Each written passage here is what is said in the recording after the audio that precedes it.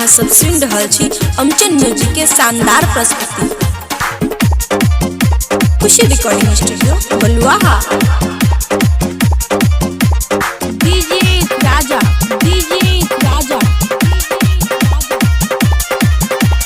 बड़ी घरदार चौक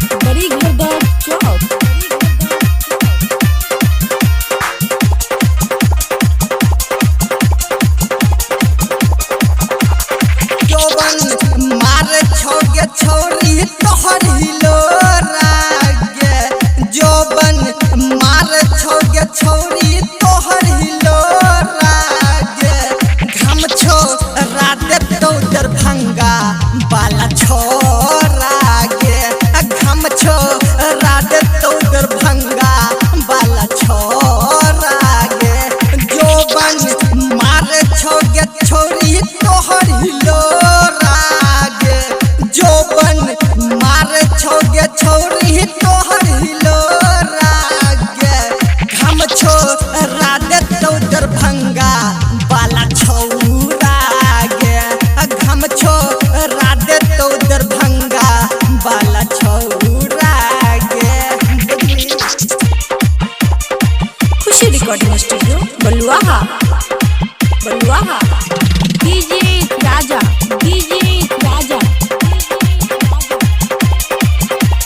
बड़ी घरदार चौक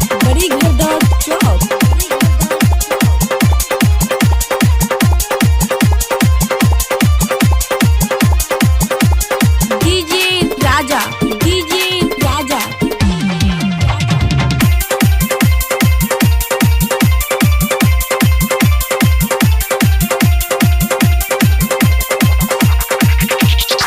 छोई ई खराब जिला दे तो गड़ में झाड़ गे लहंगा चोली तोहर दे तो आई फाड़ गे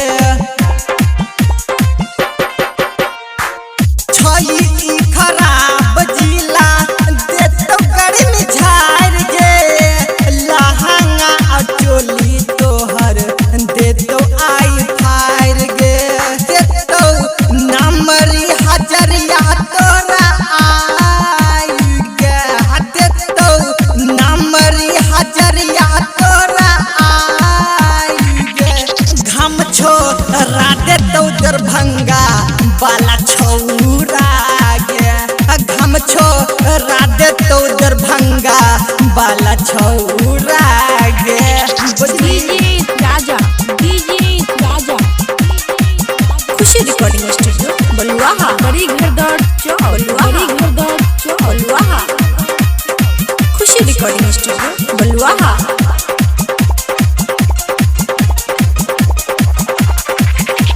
पपुआ छौरा कहो सुन हमर जान गे मुँह के मुस्कान के बतिया के मान गे बुझलो